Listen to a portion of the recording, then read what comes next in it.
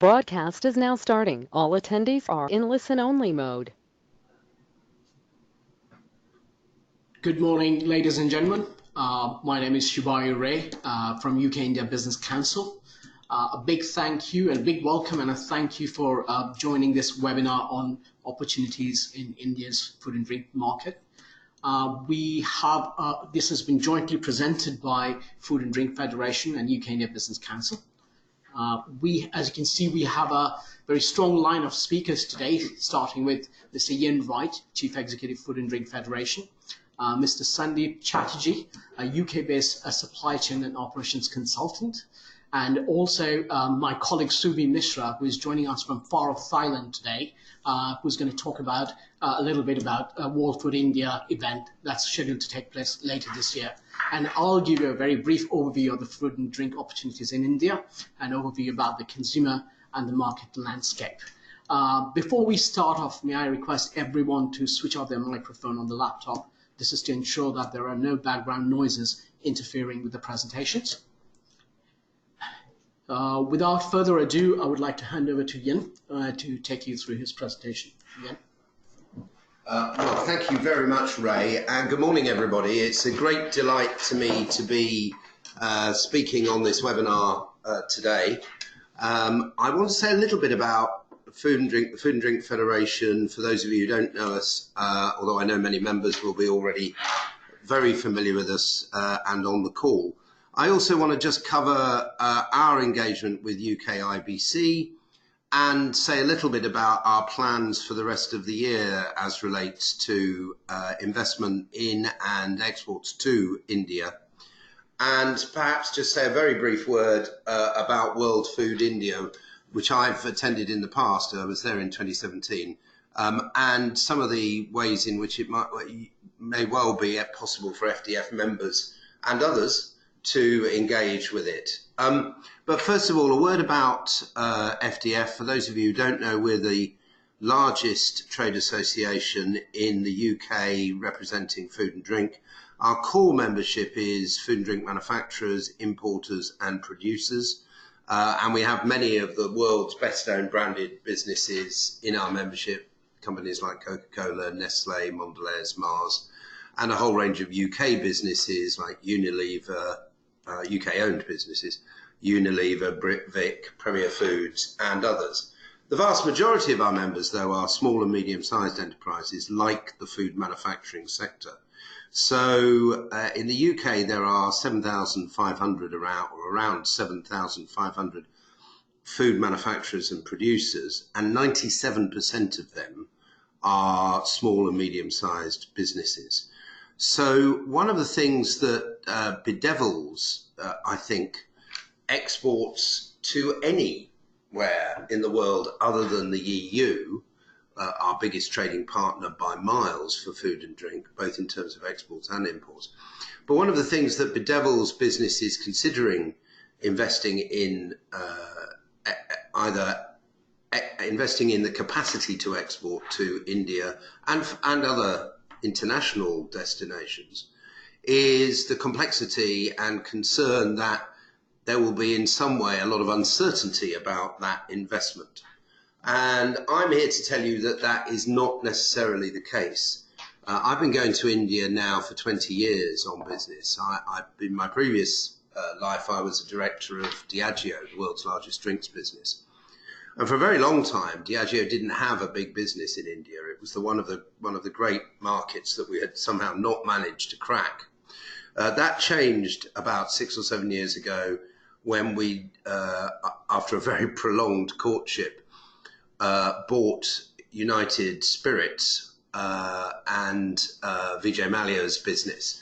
And although Vijay himself is a unique and exotic character, he actually had a great business there in terms of United Spirits. And so eventually Diageo has emerged as a really big player in the India alcoholic beverage sector. But all the same concerns that will attend anybody making the decision to go into India were those that Diageo, one of the world's top 50 companies, had about this investment. So when you're thinking of this, if you haven't started down the journey of investing either in the capacity to export to India or thinking about investing in manufacturing capacity in India, please, please, please believe that it is A, worth it. It is the most fantastic market. B, the complexities are no greater than any other international market with which you're unfamiliar. And the ease of doing business is undoubtedly improving and has significantly improved over the last 3 or 4 years. And just as evidence for that, I would just tell you one little story and then I'll move on. When I went to India in 2017, I went to World Food India, but I also had the chance to meet with the officials of the FSSAI, the Indian equivalent of the Food Standards Authority, Food Standards Agency. And we had a difficult conversation with the chief executive of FSSAI, something I can't say properly, evidently. A difficult conversation about the way in which they interpret rules and the potential for those rules to militate against those importing from the UK or indeed from anywhere in Europe. Very difficult conversation. And I came away a little concerned. I had the same conversation when I was in India at the start of the year for the India Food Forum. And I was lucky enough to meet officials, both the senior official who runs the agency in Mumbai and the technical director there and some very senior officials in Delhi. I have to say the way in which they view food regulation has been transformed. It's absolutely transparent. It is very, very contemporary. So their current interpretation of regulation, interpretation of the regulation, whether necessarily the way they implement it is a different story, perhaps, but the interpretation of regulation is as modern as anywhere in the world. There's been a sea change. And I think that is down to the business-friendly attitude of Prime Minister Modi. And I think it's a really great opportunity now for UK food businesses to think about exporting to India. I think this is the moment. And so I'm delighted that we're going to be partnering. We continue our partnership with UKIBC, which we've had for 2 or 3 years. We've taken delegations now to World Food India and to the India Food Forum. So if we manage to pull together a delegation, and I'm sure we will for the November World Food India, it'll be the 4th time we've taken a group of 10, 12, 20 UK businesses to India. And I would say this, that on every occasion, the majority of the businesses, and in most cases all of the businesses, have come back with orders. They've come back with orders that have substantially transformed their export potential. And in several cases, they've decided also to look at investment opportunities with Indian partners. And that's on every platform. It's not simply on classic retail. It's not simply with classic distribution partners. We also had an extremely successful day in Bangalore last year, where a number of different kinds of businesses, everything from cheesecake to salmon, everything from beer to salt, we managed to get orders across a whole series of digital platforms too. So the opportunities are there, and I think it's very, very exciting. What you see on this slide that's been up while I've been talking is a list of some of our upcoming events for FDF. But in addition to those, there are a couple I want to just mention. One is that we will be doing a roundtable on the potential for investment in India with our friends at Santander, who are our major commercial partner and also very strong partners of UKIBC. And we'll be working with Invest India to look at the opportunities that they can offer for advice and expertise. And we will also cover the wider export potential across a number of overseas markets at our upcoming Sales Directors Forum. And I know that most of you on the call will have seen that information, but I'll make sure that you get an update on all of that in due course. That's enough from me. I hope that's given you some food for thought, but I want to leave you with two thoughts. One is, India is the most fantastic and accessible market, the biggest consumer market in the world, and it is a place where there is a huge opportunity for UK businesses to thrive. And FDF, working with UKIBC, with Santander and other partners, will want to help you make the most of that, and that's part of our job. And with that, back to Ray. Thank you very much, Ian. Thanks for sharing the information and insights and experience on the India opportunity. Well, I'll be taking you through an overview of the food and drink opportunity in India. If I may go into the slide, please. Yes.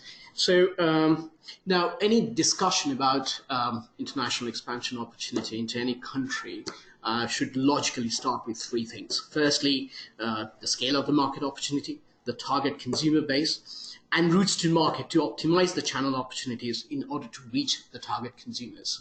Now, I'll start off with the market potential. As you can see, that India is the third largest grocery market in the world. Average Indians spend more than 50% of their income on groceries, and food and drink market in particular is valued at nearly £200 billion and growing at the rate of 20% per annum, which is substantial given the base. India is one of the youngest countries in the world, with a population of 1.25 billion people. 50% of them are under the age of 25 and 65% are under the age of 35. 1 million people turn 18 every month, and an equal number join our workforce every month. Now that's all brilliant, all very good. But the next question to ask is, do they have money to buy your product? So let's have a look. Now, I particularly like this analysis by Boston Consulting Group, whereby they have classified the Indian household in terms of elites, affluence, aspirers, next billion, and the strugglers. If you can see to the left-hand side, the elites and the affluents, they're cumulatively growing by 8% from 24 million households in 2015 to 50 million households in 2025. Now, that's the highest growth amongst all the segments that you're looking at. Even the aspirers, or the middle class, are growing by 21 million households during the same period.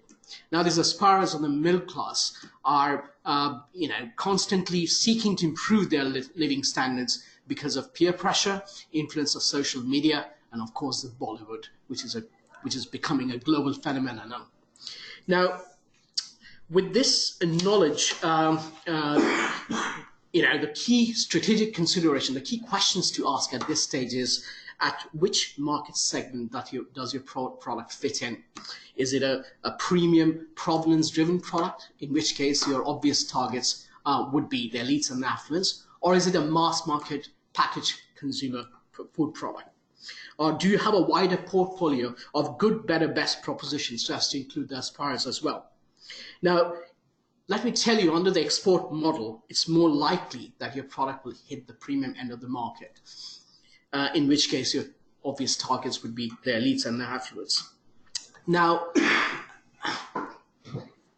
secondly is that which are the most effective channels to reach out to your target consumers? And have you accounted for the regional variances in taste and preferences? India is a vast country.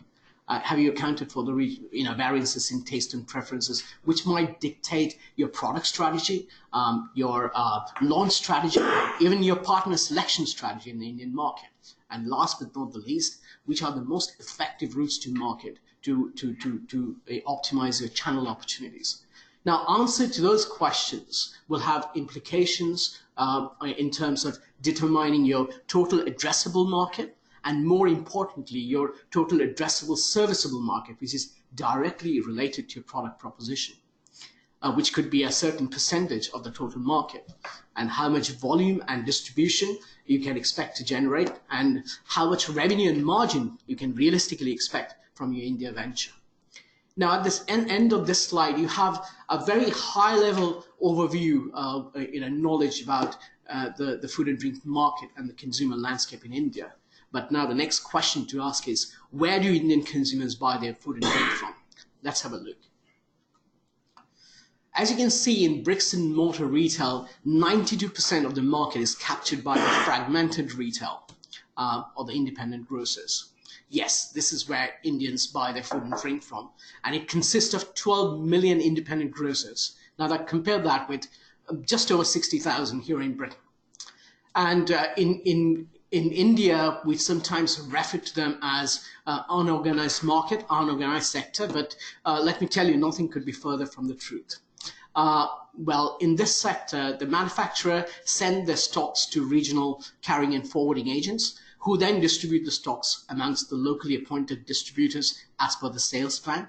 And the distributors, in turn, finally redistribute the stocks amongst the independent retailers. And there is also a trend in this sector whereby, just like in Britain, the retailers are combining themselves into buying groups and similar groups and even cooperatives to have a better bargaining power. Now, in terms of online food retail, it is at the very nascent stage at the moment, and it's more of an urban phenomenon. Well, the market is currently valued at around £1 billion, but expected to double in size over the next couple of years. The big players are, Big Basket, Amazon Pantry, Amazon Fresh, Zopnow, etc. Now, let me just quickly go to the organized sector as well. I think I missed it. And the organized sector consists of 8,500 supermarkets and at different value positioning. I've highlighted only a few. You can see the likes of Food Hall, La Marche, and Godrej Nature's Basket sitting at the premium end of the market. And the mid-market is being catered by, likes of Reliance Retail, Easy Day, and Big Bazaar. But this sector is also growing phenomenally. Just to give you an example, there are 500 shopping malls under construction in India at the moment, and majority of them would like you to have a food and drink offering. Now, on to HoReCa. When I'm talking about 100 plus cafe or bakery chains, or 1.5 million restaurants, including fine dining, QSR, or even 300 5- and 4-star hotels, I'm not suggesting that all of them would be relevant for your product, but it shows the scale of the opportunity that India presents. Now, so with this knowledge, whether you should export or contract manufacture or enter into a JV or even invest in India would depend upon certain key question. Firstly, whether you wish to target the mass market or the class market based on your product proposition. I'll give you a small example over here. A renowned confectionery, a British confectionery brand, which sells a certain SKU for £1 in the discounters here in Britain. The same SKU is available in a premium shopping mall in Bangalore for 400 rupees, which is just over £1. Now, under this model, I can't imagine the company shifting more than a couple of pallets to India. Now, because at this sort of price point would only appeal to the upper classes, that is the expats or well-traveled Indians who are already aware of the brand. In this case, to capture the bigger pie of the market, perhaps manufacturing makes more sense. So naturally, the key question to ask is whether you are looking at India for a short-term revenue opportunity by shifting your excess stocks, or you're considering a long-term business development in India. And what level of control do you want on your India business? And last but not the least, are you prepared to invest resources and undertake associated risk in developing business in India? Now, whatever may be intended business model for India, crucial to success would be a good understanding of the market dynamics and having the right partner on ground who have the will and the capabilities to deliver on your brand proposition and commercial objectives. With this note, I'm going to hand over to the next speaker, Mr. Sandeep Chatterjee, who would take you through a very interesting case study about a British brand which has recently launched in India. Over to you, Sandeep. Yeah, good morning. Good morning, everybody. Yes, I'm going to talk about, today I'll present 2 slides to kind of share my experience from some of the recent food projects that I've managed in India. But before that, I'd just like to give you a small background about myself. I've been involved in various projects with India since the year 2000.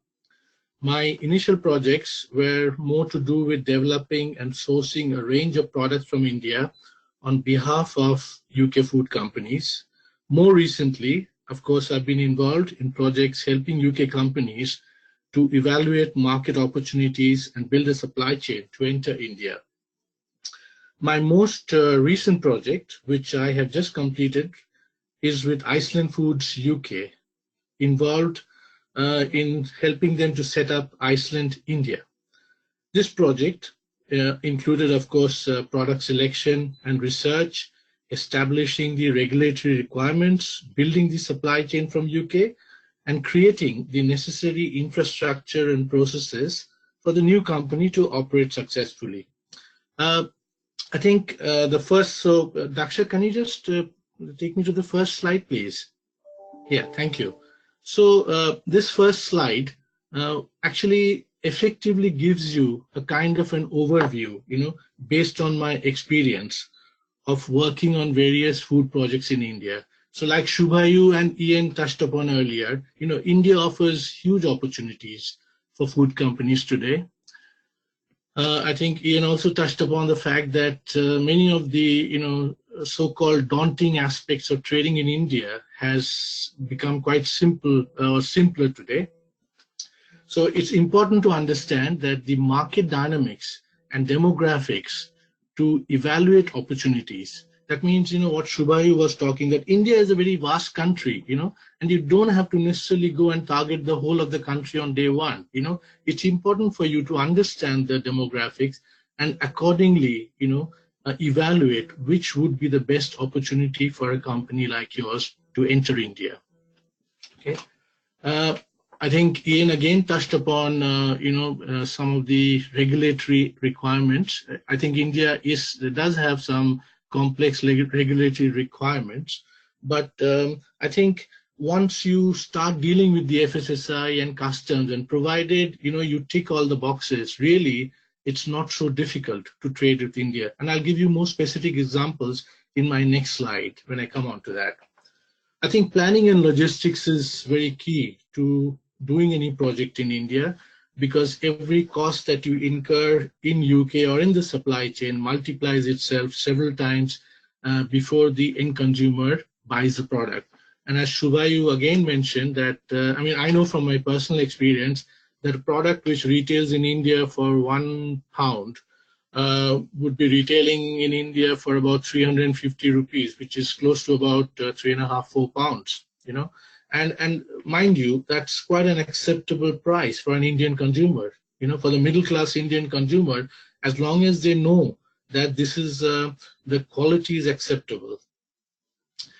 And of course, lastly, I think it's very important to understand that when you do a project in India, it's very important to take some time to plan and evaluate the opportunity, work with the right partners and experts to help you focus on the success of the product. Because I think some of the peripheral aspects like the supply chain, like the regulatory aspects, can take a lot of your time. And I think it's best left to the experts whilst you concentrate on, achieving the success of the product or guaranteeing the success of your products. Okay. I think it's important to develop robust business processes whilst in India, because it's just to make sure that you don't slip out on anything that is required. And I think the other thing is to develop the right strategy. Now, on day one, when I say right strategy, you don't have to have the complete strategy on day one. On day one, you might start with trading with India, just to see what the environment, what the trading conditions are. But going forward, you could actually adapt that strategy to whether, either like co-pack or co-manufacture in India, make an investment in India, and probably think about India as a hub for other countries, so you could create India as a manufacturing hub for other parts of Southeast Asia. So Daksha, could you take me to the second slide, please? Thank you. So if you look at this slide, what I've done is, I think, tried to identify, some of the details, okay, from key activities, which you need to consider to ensure the success of the project. Okay.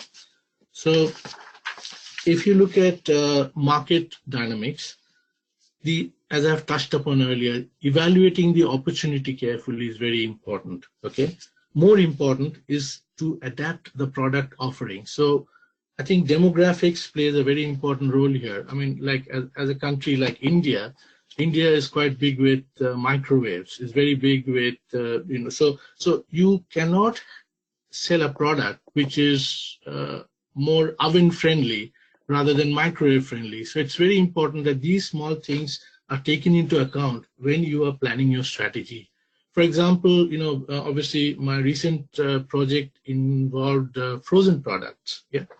And, fridges in India are still more or less 1/3, is freezing capacity and 2/3 is fridge capacity. So you need to make sure that you are sizing your product. That means the size of the product is very important here, because the housewife would want to keep several frozen products in that freezing chamber. So it's very important to adapt your product offering to the demographics in India. I think product quality, ingredients, branding, these are very important. I mean, if you have a European proposition in terms of your product, don't make the mistake of trying to change it to the Indian palate, because somebody in India will buy it for its European appeal. Similarly, I think people trust international brands in India because of their integrity, because of the quality of the ingredients. And that can sometimes be a very key factor in a consumer wanting to buy your product, even if it's more expensive compared to a local product. In terms of target cities and routes to market, very often somebody who's new to India would jump at going into a metro city like Mumbai or Calcutta or Delhi, whereas today, if you look at statistics, the higher percentage of retail growth is actually fueled by the so-called B category cities, okay? And by these B category cities, there are something like 100 B category cities having a population between anything between 1 to 8 to 10 million people. I mean, the metro cities are in the region of 15 to 20, 22 million people. But even these B category cities actually have a significant consumer base, to drive demand.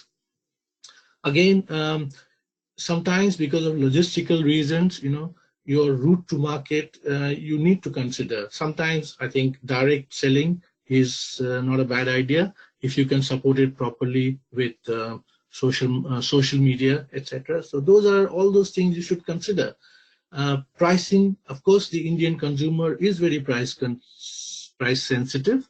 I think if you are offering a similar product, then you have to match the price of other products in the market. But if you are offering something unique, then I think the Indian consumer is prepared to pay for that, provided it delivers on value. And lastly, I'd say that on quantitative and quality research, I think, you can get a very good quantitative quality research done in India. And I think sometimes, it's important to involve these people to make sure that you are a little bit more clear in terms of what you are offering, what variants. If you can't make a choice between, sweet chili and something else, maybe these quantitative research people will actually lead you in the correct direction. So that's very important. So, however, when you do that, it's important that you are very specific, very clear about what your requirements are, and you should brief the agencies on that basis. Coming to some of the regulatory requirements, of course, as Ian touched upon, the Food Safety Standards Authority of India, FSSAI, they are quite key for any imports to take place in India. Yes, they have obviously kind of moved a lot in the last few years, and I mean, I have we've at least shipped several containers, and to be honest with you, as long as you are playing within the rules and the requirements, really there is never any issue. In terms of product labeling, I think what is important is that you have to understand that first of all, you have to be registered with FSSAI to actually trade in India, okay? But product labeling is slightly different to what we do in the UK, in the sense that some of the ingredients require declaring in a different way. Date codes have to be much more specific. That means you have to show the date of manufacture, you have to show the best before, you have to show the batch code, and lots of details that we don't necessarily have to show in the UK. So because of that, naturally, you will require kind of what we call as rectifiable labeling. That means you'll need to add a label to your product before it can be imported into India. Again, the HS code, classification of the product is very important. I think you need to have a good understanding of this. When I say you, not you necessarily, but the customs house agents that you choose to work with, simply because classification can make a big difference with regard to ease of importing the product, with regard to the rate of duty applied on the product, and with regard to the general sales tax, which is something like VAT actually in India. And then customs documentation. Again, the whole objective is to make sure that you present your paperwork in a way that is actually easy for the customs people to understand. And I think this means that you have to work to specific templates, to make sure that you consistently produce the same data, in the same way. And obviously, when I talk about customs documentation, you're talking of things like packing list and invoice and all, but they have to be declared in a certain way so that the customs find it easier to deal with. And it's all about helping yourself really to make sure that the customs clearance process, happens without any problems, without any delays. I mean, we had fine-tuned this to such an extent that we would actually get a container into the bonded warehouse within 3 days after it's arrived, and probably in another 8 to 10 days it would be cleared by FSSI. So within a period of 3 weeks, the container is out of the into your warehouse, to be sent to your customers or for repacking. So it's not all that difficult, or it's not that, India is making a lot of effort, to make things easier for exporters, to work with India. And I think Ian has also touched upon that earlier. I think the only challenge probably is the AQCS, which is, Animal Quarantine Certification Services. So if you have a product which is of animal origin, then I think you need to make sure that you understand what additional documentation is required, before you export any goods like that. I'm not saying that it's impossible, but sometimes I think there's a little bit of a gray area when it comes to products like this, and it's always best to check with the AQCS authorities in India to make sure that you get the right documentation. In terms of planning and logistics, I think everything that you see there is basically adding cost. So when you talk about labeling strategy, I think you cannot get away from the fact that you have to have an additional label, because that label would have to show whether the product is vegetarian or non-vegetarian. Okay, it has to show obviously certain other details, like it has to show your FSSI logo, your FSSI registration, which is a must for doing business in India. But the important thing is that if you can get most of that information onto your primary label, then the cost of adding that additional label becomes less. And remember that because this is a cost you may have to incur in UK, naturally it will multiply quite a few times before it reaches the end consumer. Similarly, when you come to shipping logistics, apart from the shipping freight and the transit time, I think there are two very important factors. One is the free days available in Indian ports. That is one thing, because sometimes FSSI, if it takes a little bit more than 2 weeks, then you need that free time so that you don't incur demurrage. And the other thing is, in India, the containers are transferred straight from the vessel into what they call as a container freight station. So the rates and the kind of service that you get from that CFS is very important. So that will depend to a large extent on which shipping line you choose to work with. When you're in India, I think getting a good customs house agent and building a pool of good FSSI advisors is very important, because in the first 12 months, there'll always be a lot of queries, because you don't want to get onto the wrong side of the law. I mean, these advisors, don't get me wrong, these advisors don't cost a lot of money or anything, but it's always good to have somebody on a retainership basis to make sure that small things which need clarification don't hold up the launch of your product.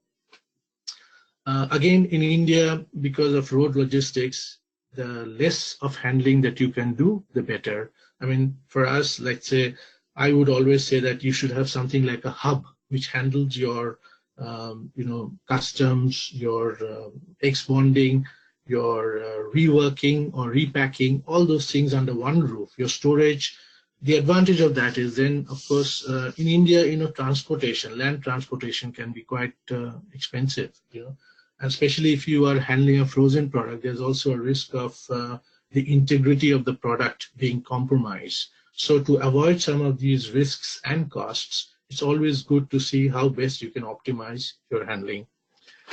When you talk about repacking, obviously we have repacked some of our products in India simply because we wanted to, because the Iceland UK is such a huge operation that we couldn't get our suppliers to make the product as per our requirements in India. So we had to repack some of these products in India. When you do repacking, of course, there are cost benefits, but you have to make sure that you find the right partners who have the BRC accreditation so that, your standards of hygiene and product safety are not compromised. And then, of course, it's very important to have a supply chain which is transparent and you can control, you can see what is happening. For example, when it comes to frozen products, I had a mechanism whereby I knew what was the temperature of the van all throughout its delivery route, simply because, we never wanted that temperature to go above -15 at any given point of time. So I think it's very important that, and all these things are very much possible in India today. It's not that these are impossible. These come at a very reasonable cost, but it's up to you in terms of how you design your supply chain and what kind of transparency and control you can build into it. And similarly, audits. When I talk about audits, again, sometimes the products may not be under your control. They may be with a distributor in a distributor's warehouse. It's important that you audit the integrity of those products when they're in the distributor's warehouse, because it's a warm country, if it's a frozen product, you want to make sure that the temperature integrity is maintained, at all times really. So I think in conclusion, what I'll say is that, I think, and I think my previous speakers also touched upon it, that India, from the outside looks very daunting, very difficult place to do business. But actually, over the years, I have myself, because I've been traveling to India for the last 19 years, and I've seen for myself, how things have changed, and how the ease of, doing business has actually improved significantly. So yes, I accept that when it comes to kind of regulations, and logistics, planning, I think this is something, external experts can help you to ensure that you develop the right processes and choose the right partners. And this is very important, but I think at the same time, it allows you, to make sure that you focus on the market and develop your proposition in a way to guarantee eventual success of the project.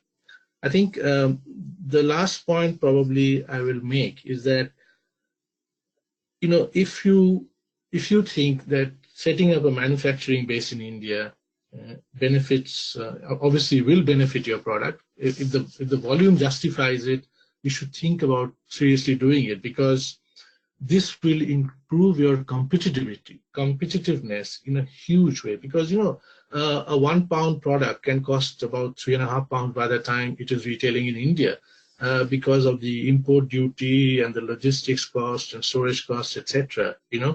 But if you were to make that same product in India, it would cost a lot less than £1 because of the quality of raw materials, the quality of ingredients, the quality of people that you can get in India. And on a longer term, obviously you can set up a manufacturing base in India, which actually allows you to create a hub for the rest of Asia. So thank you very much. Thank you very much, Sandeep, for a very interesting case study and an insightful presentation.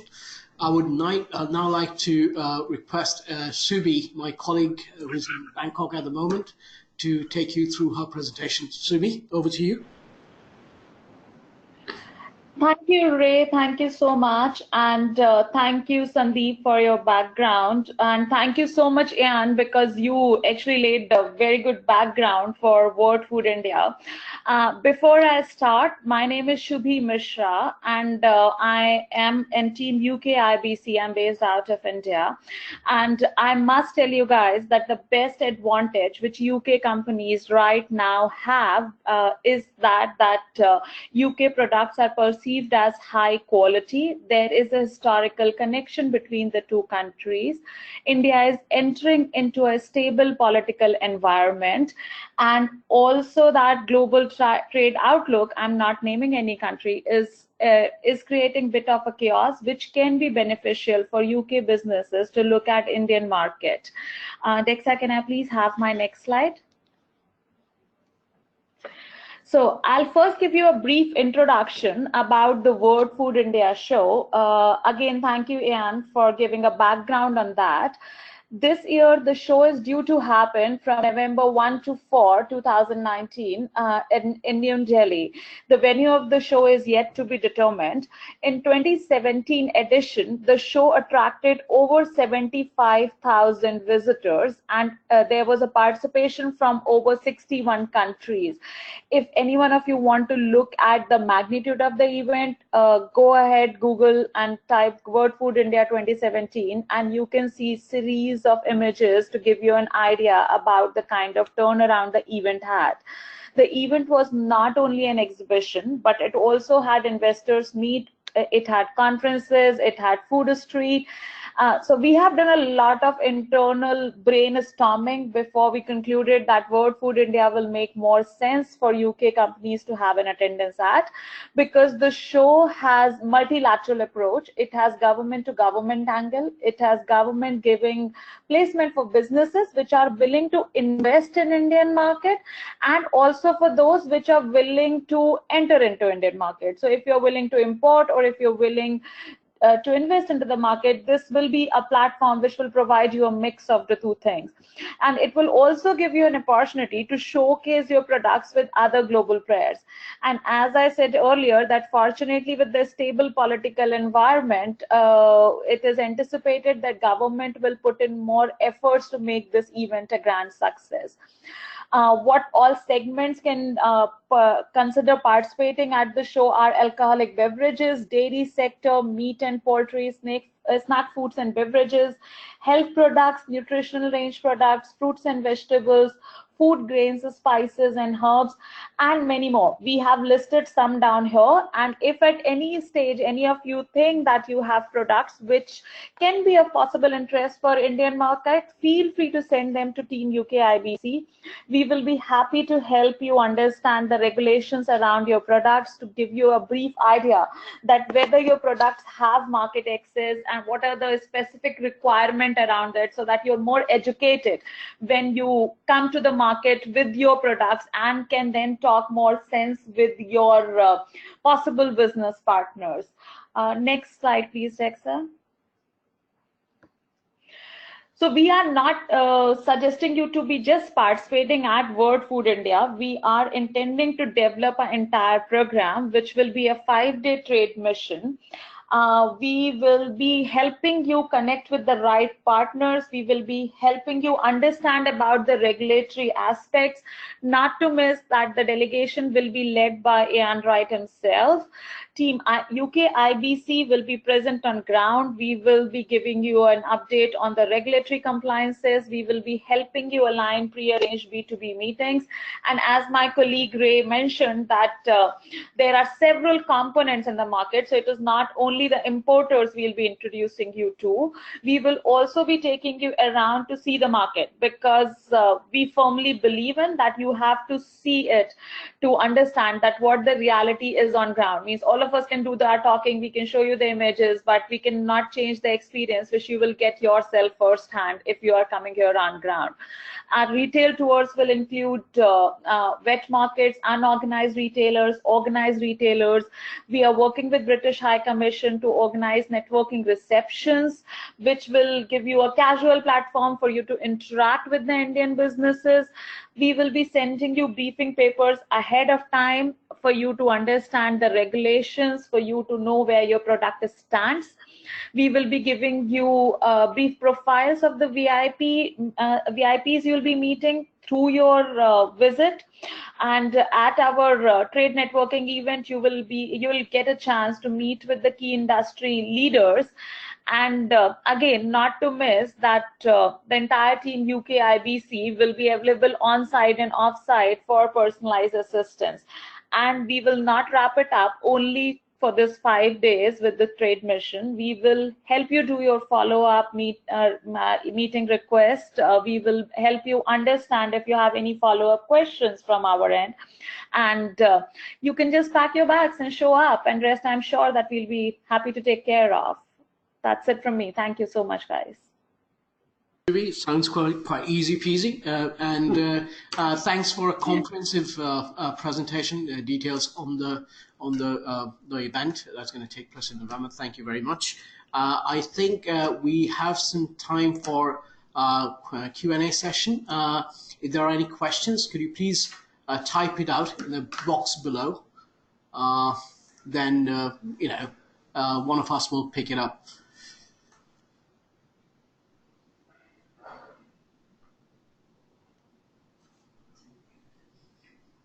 Right, we have a question from John Giles. What do you think the opportunities are for UK specialty products such as premium cheese, and what are the barriers to this? Right, well, let me take it, if I may take some. Hi, this is Ray.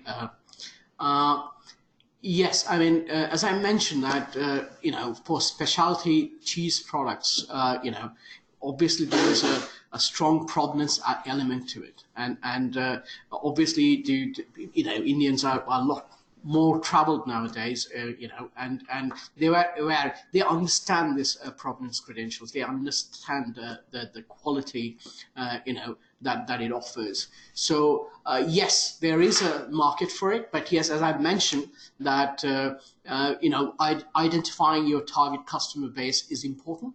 So you'll have to place the products in the retail channels. You have to partner with distributors and importers who have got the capacity to support the quality of the product all along the supply chain. It is very important. The barriers to trade, I would say, I mean, what Sandeep has mentioned very briefly, it could be, the cold chain could be an issue, but once you have a partner on ground who have the capabilities to deal with the cold chain, cold chain capabilities all along the supply chain, that problem can be sorted to a certain extent. Now, when you say premium cheese, another thing that comes to my mind is that whether you're targeting the retail market or the food service market.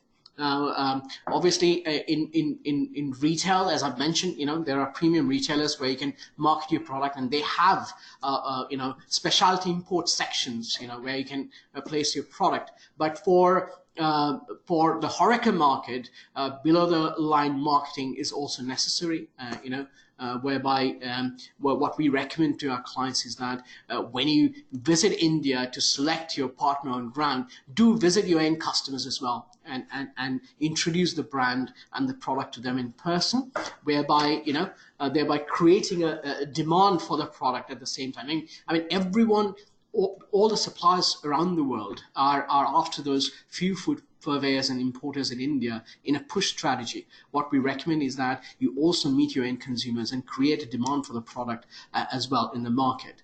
And I think Ian would want to say something on that as well. Yeah, just something, John, just to observe a couple of things. Certainly on the experience of my 3 or 4 visits to India for the FDF with the UKIBC over the last couple of years. And we've had cheese producers on our delegations a couple of times.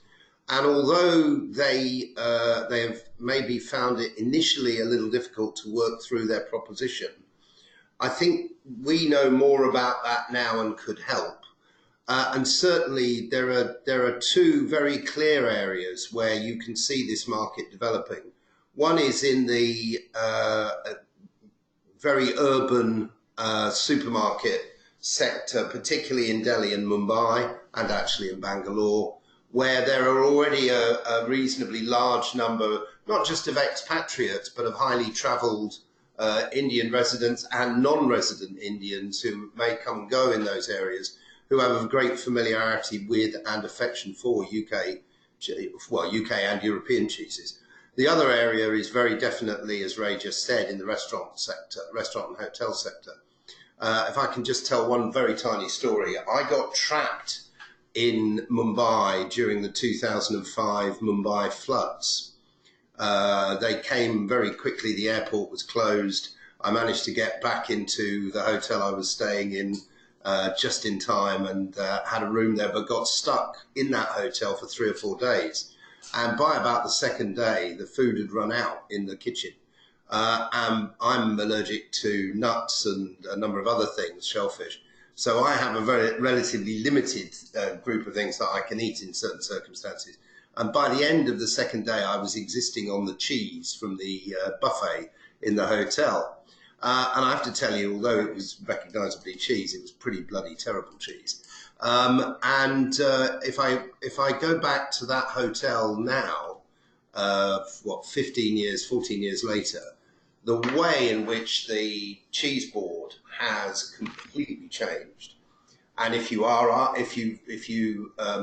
you're looking for cheese and those sorts of specialist products, and it isn't just cheese, it's in every sector, the way that's changed in hotels now, and not just the very top hotels, but 4 stars as well, is really phenomenal. So there is a market there. There's a market in the supermarkets, and there's a market in the hotel sector. But you have to have a very segmented strategy, and you have to be very clear on your potential target customers.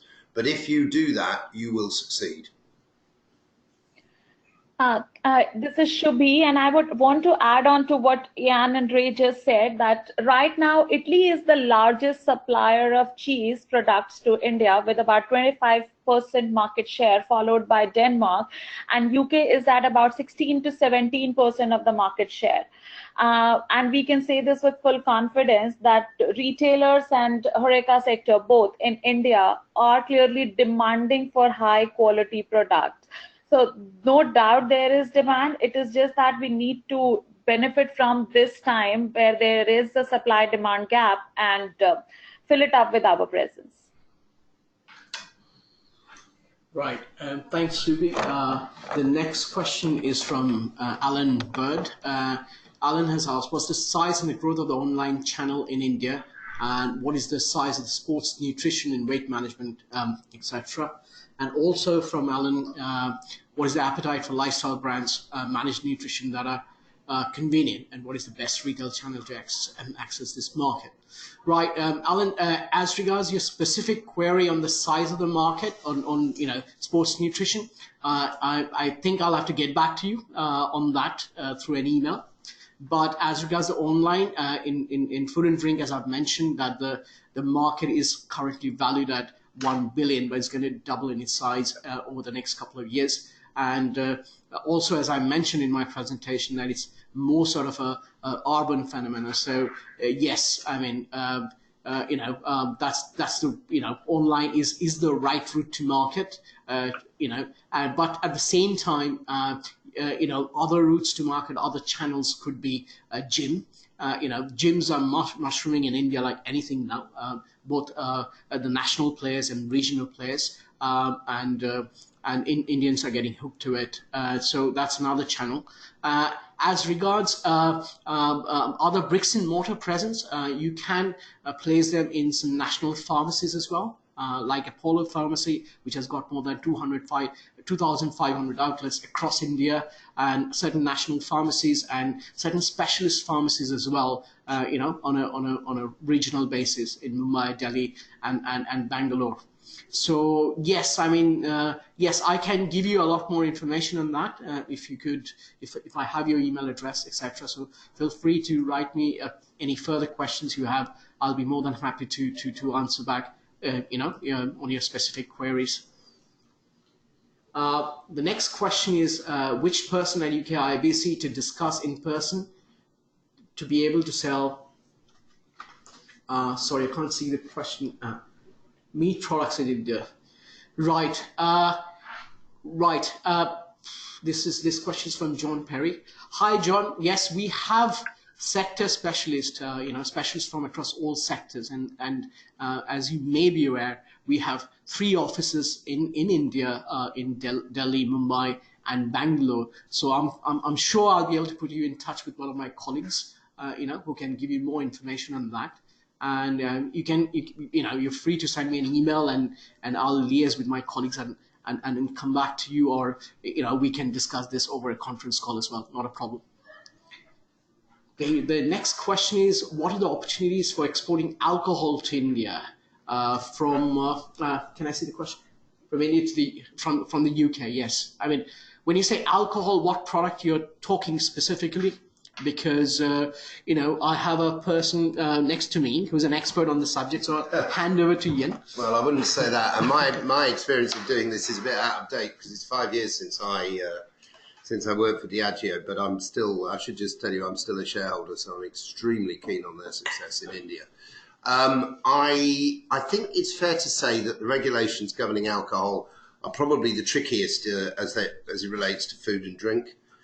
India remains a state with a specific approach to alcohol as a result of the constitution it adopted in independence, but that has not been a major barrier to. There are 2 or 3. I apologise for not having that number in my head, but there are 2 or 3 dry states in the country. But the country also has an absolutely thriving sector for spirits and for beer, and an emerging wine section. And of course, there is a very good track record of importing wines from all the way around the world into the Indian market. And there are some I should say, as I've just said, there's some very, very good Indian wines as well. In the spirits sector, there is the interesting development in the last 2 or 3 years, and on all of the delegations we've taken, there's been at least one spirits player. There's a huge opportunity for Scotch whisky. The Indian market has this unusual legacy of the British presence in the country, and indeed, I suppose, to some degree, the French presence, but the British presence in the country for 200 years, in that there is a massive interest in brown spirits. Now, Indian whiskey, which is very strong with brands like 100 Pipers, is actually, although it wouldn't necessarily be recognised by Scotch aficionados as Scotch, it's actually a molasses-based spirit, which technically makes it rum, but it tastes like whiskey, looks like whiskey, has the cues of whiskey on its labels, and is, for all intents and purposes, whiskey. And it's an entry-level product or brand for the wider ladder of whiskies, which would take you up at the end to Johnny Walker Blue, costing 120 quid a bottle. Enormous interest, lots and lots of whiskey, Scotch whisky players going into India at the moment. We took my friends who run our Biki into India last year, and they had a very successful visit. There's lots of interest in the sector. We also took a new gin manufacturer from Manchester and a rum manufacturer for a very interesting, both very interesting businesses in last February, both having a lot of success in waking up interest. And we also took, and I'm sure they wouldn't mind me saying so, one of the country's leading breweries in to look at the possibility of taking in product and selling it through distributors, but also looking at the outline possibility of brewing in India.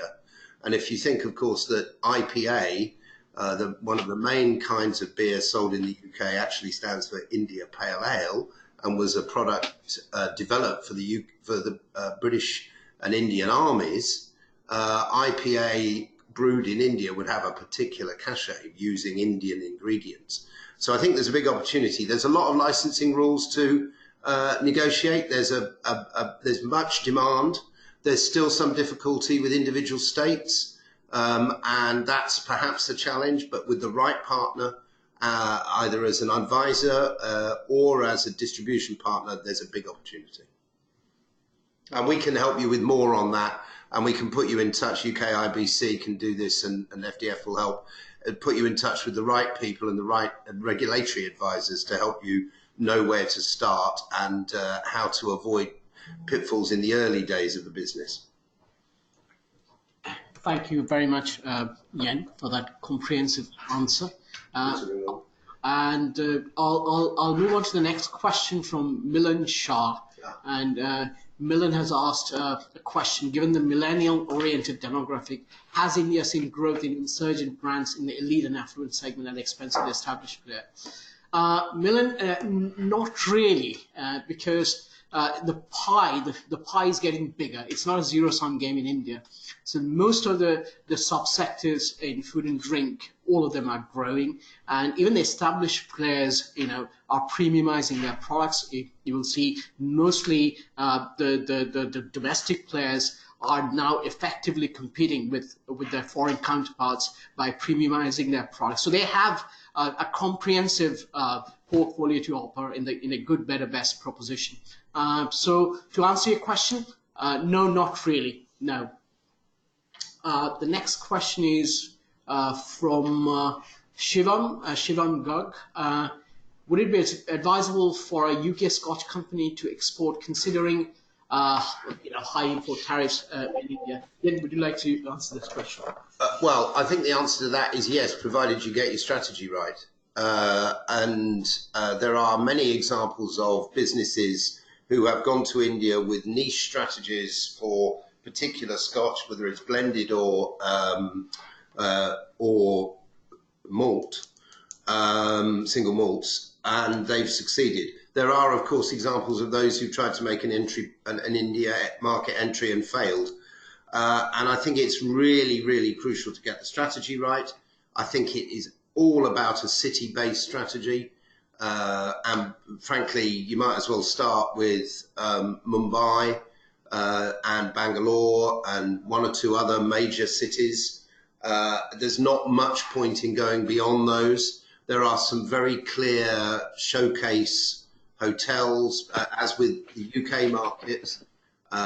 Trial takes place in bars and restaurants, usually middle to high end, and then purchase takes place beyond that in supermarkets or the equivalent of off licenses. A number of those very well established. I visited one in Delhi last February, in Mumbai, very impressive liquor store. So you need to get the strategy right, but yes, there is a definite opportunity, and there's a huge, I think, early mover advantage. Scotch is going to take off in India at some point over the next 5 or 10 years. Rules are going to be relaxed in some states. Taxation is going to be less pernicious. And at the point when that happens, those who are in the market will thrive, and those who try to enter late will have more difficulty. So early mover advantage is key here. Thank you very much, Ian. Thanks for the answer. The next question is from Chris Butler. Hi everyone, is there a market for lower value products? And you've asked about food and drink in general, I suppose.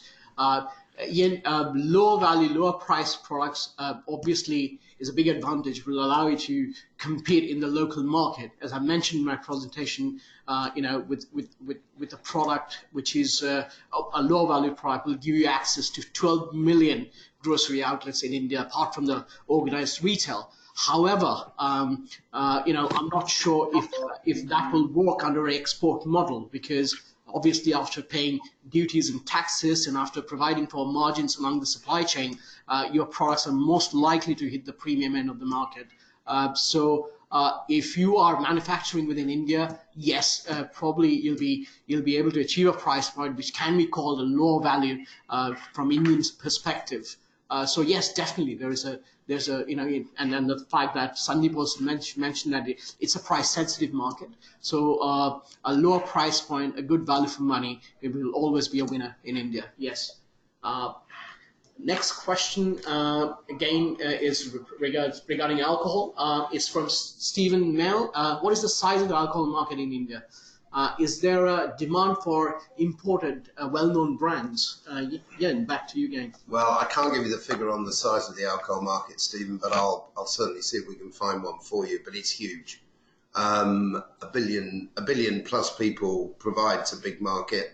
There's a market too. It's important to understand that there are subsectors or segments within the market.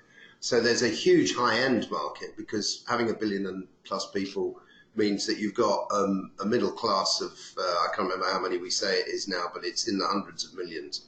And you've got a very, very top end of tens of millions. So you've got a premium and super premium opportunity. But then further into the market, you've got a mass market opportunity for standard and deluxe products. And there's a massive beer market, right? Just a massive beer market. And great brands like Kingfisher have done extremely well there.